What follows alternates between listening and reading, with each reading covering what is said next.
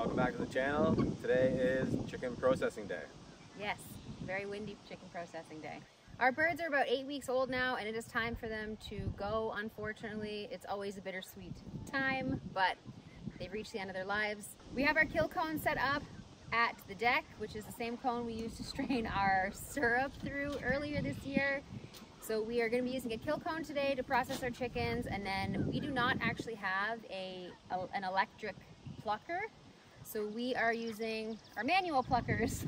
We are doing a second round of birds in June and we'll be finishing around in August. So by that point we will have a plucker because plucking them does take quite a bit of time. We have a few stations set up over there. We have the coolers with some water. Water's on the burner over there. It's getting hot. It has to get up to about 149 degrees Fahrenheit. After we scald the birds at 149 degrees, the feathers should come off super easy. We've done that before with our regular hens, so we know that the feathers do come off very easily once they're at that temperature. We'll just hold them under the water for a little bit, soften them up, pluck them out, and then we will start to take apart the inside. We will be saving all the feet because those are good for the dogs, so we're gonna hang on to all the feet. Yeah, and I would like to keep the hearts and the liver and actually eat them. So. Sure. Well, we have quite a day ahead of us, so we should probably get started. Then I'm gonna say goodbye to each one of the chickens first. Okay. You take your moment. I'll go sit up.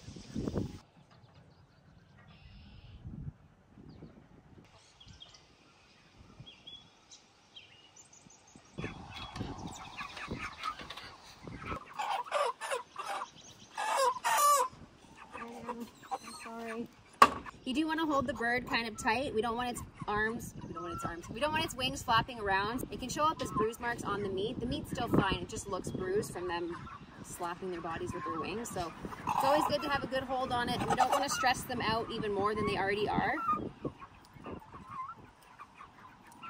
Okay. As you can see, this one's not stressed out anymore. Okay. Ready? Are you? No, I feel bad for this one. It wants a hug. So we have our kill cone set up here and a bucket here just to catch all the blood because the dogs will lick it all up off the grass. I've got a good handle on the feet. We're going to put the chicken in upside down. Its head's going to come down through here, and then we're going to move the feathers aside, and then we'll cut the neck. You don't want to be cutting through the feathers because they will dull your knife, and we want it to be as painless as possible. Make sure you have a sharp knife and make sure you move the feathers away from the neck so that it's one clean cut.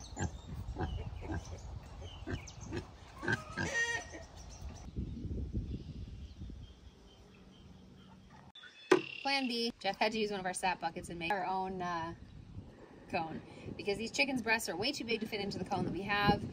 It is a little small. We'll be using it when we process our roosters later on in the year, but for now we'll have to use this, which will work just fine. And we did test it. The bird does fit in there. So you want to get a hold of the bird so it's not getting all excited and hyper, and then you just want to put the bird in upside down so its head hangs down through the hole.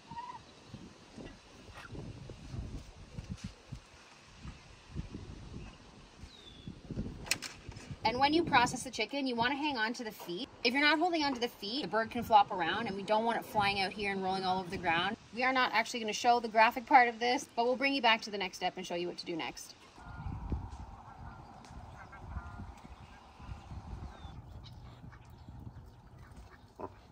So our water is just under 150 degrees, so we're going to scald our chicken now. So you want to take your bird and you want to fully submerge it in the pot. Don't leave it still. We don't want to be cooking the chicken, so we're just going to be moving it around, trying to get the whole thing warm and wet so that the feathers come off easily. And you only need to submerge your bird for about 1.5 minutes to 2 minutes. And this is also not the pot we're going to be using to shrink wrap our birds. We're using a clean pot for that. So I'm just going to pull the bird out and I'm just going to test a couple feathers. And yeah, they're coming right off. So this is good. We can take it out and we can pluck the rest of the bird now.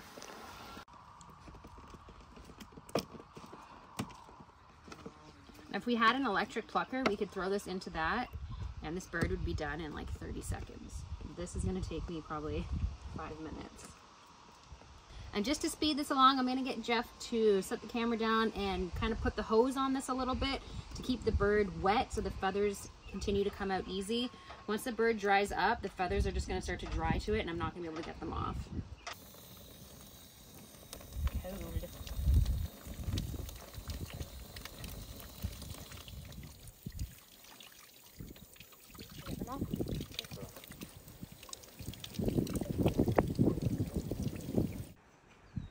there we have it, plucked by hand.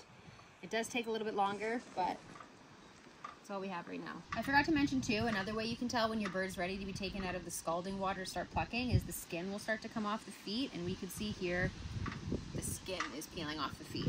We're gonna go ahead and we're going to bend the foot in the opposite way that it would naturally bend on its own. So normally it would bend this way. We are gonna go ahead and bend it this way so that we can see the joint. There's two bones here, and we're gonna be cutting between the joint. You're not cutting on the bone. That's gonna dull your knife, and it's not gonna give you a nice cut.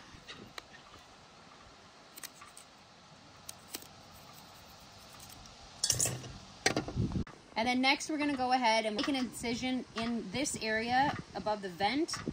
You're gonna peel the skin wide open, and that's gonna expose the whole inside cavity of the bird, and you're just gonna scoop it out. You're gonna wanna make sure that you scoop the entirety of the cavity out, remove the esophagus, and make sure you don't leave the crop in there, because we want the bird completely clean. We don't want anything contaminating the meat. So make sure you get everything out. And you do want to make sure your hands are clean, because we do not want to contaminate the meat, because we're going to be eating this. So we made the incision, and you're just going to want to peel this open. And now you can see the inside of the cavity here, and we're going to be removing everything inside.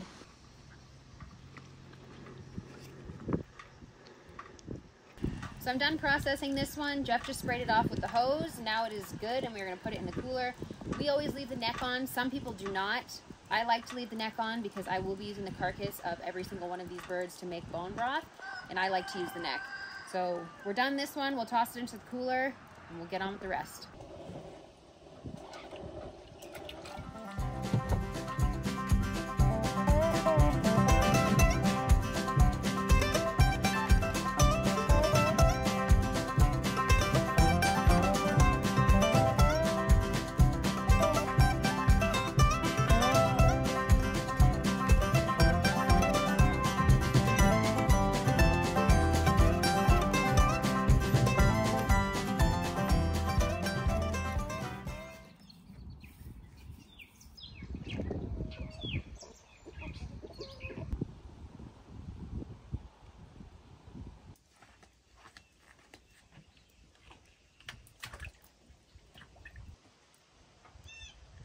We're finally done, and without a doubt, hands down, I will never do this again without a plucker.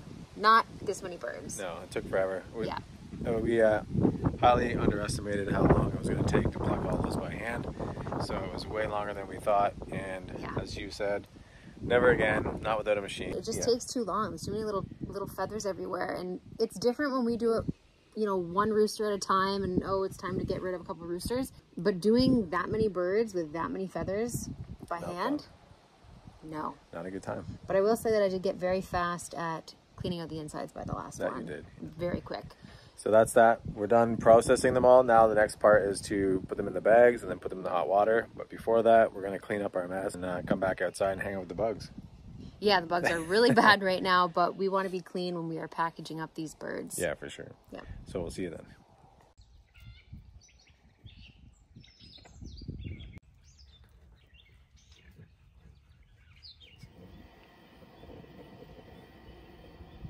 We're back out here, and we're ready to start bagging up our chickens. The sun is going down, and the bugs are coming out. The mosquitoes are insane right now, so we're going to move as quickly as we can. So first thing we need to do is we need to get all of our chickens out, and we are going to bag them and weigh them, and then we are going to submerge them in a pot of water at 185 degrees, which Jeff has already got up to temperature. And once we put the chicken in the bag in the hot water at that temperature, it's going to shrink wrap the bag around the chicken, and it is going to be ready for the freezer. So the first thing we need to do is we need to start pulling out our chickens. The bags we are using are poultry freezer bags, so they are curved at the bottom here. So we're going to put the chicken in head first into the bag, and then we're going to spin it tight. We're going to put a tie wrap around it. We're going to submerge it in the water. The water is going to shrink wrap the bag on the chicken, and then we're going to trim the top of the bag and trim the zip tie, and then it's going to be ready for the freezer. Good. The 22-pound chicken. Yeah, imagine.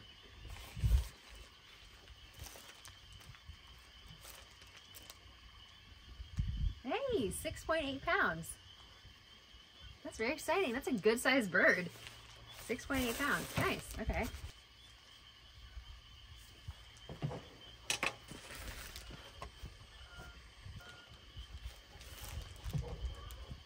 .3. We're looking good. These are good sizes.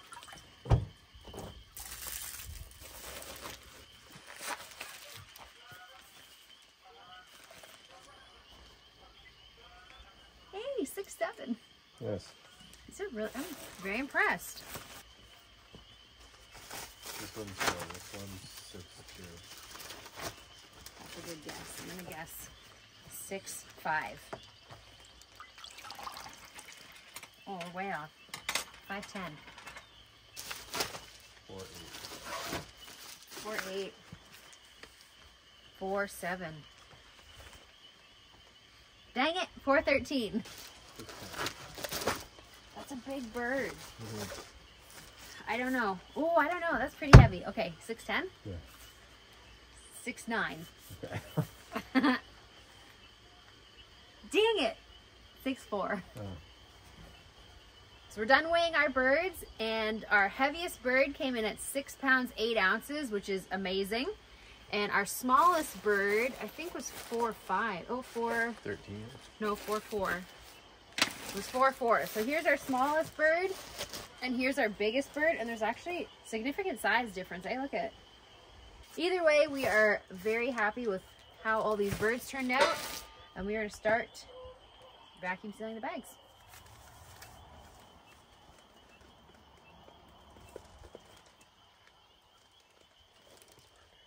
Ooh, look at that! It suctioned right to the bird. That's supposed to do. Neat.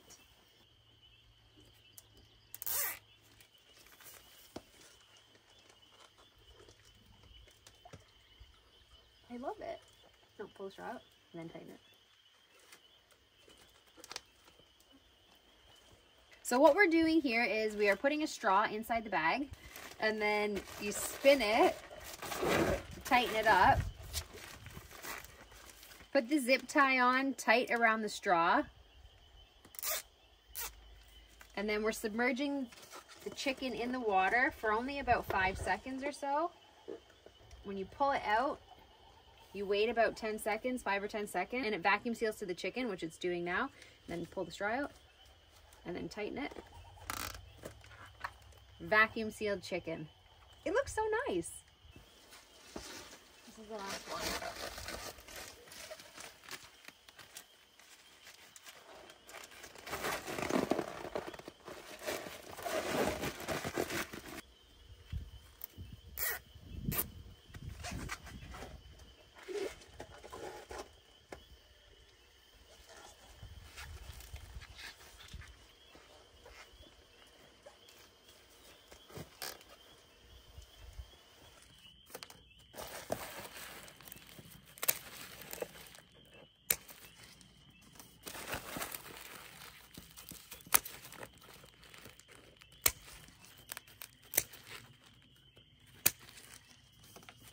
So we're done. That's it. We have our biggest chicken over here, which was 6 pounds 8 ounces, and we have our smallest bird here, which is 4 pounds 4 ounces. What do you think? I'm happy with both, the 4 pounds and the 6 pounds. Yeah, it was really good. It was awesome. We had a great time, I think. Definitely learned some things for the second time around. We will do things a little bit differently. So we finished with over 75 pounds of finished product. Which is good. And that is amazing. We have 15 birds and 75 pounds of meat. Yes. Plus, we also kept the livers and the hearts. Probably be the only one eating those, though. Yeah, I won't be eating those. And then we also kept the feet. Oh, okay. And then we also kept the feet for the dogs, and they're just in the freezer right now. And then we'll just take them out as treats for them. But all in all, yeah, it was good. It was good. And every single carcass from these, after they're cooked, is going to be boiled down. And I'm going to make bone broth with it. So literally nothing from this has gone to waste. No. And again, we saved a couple of the organs to eat as well, which is nice. Yeah. Yeah, we try to utilize every little piece of the bird, especially with all the effort and time that went into, you know, processing them. So. And caring for them. And caring for them. And caring for them. Talking to them every day. Saying thank you. So that's it for this one. Thanks again for watching, and we'll see you on the next one. Yes, we will. You want to go put these in the freezer? Yeah, we should do that. Yeah. Okay.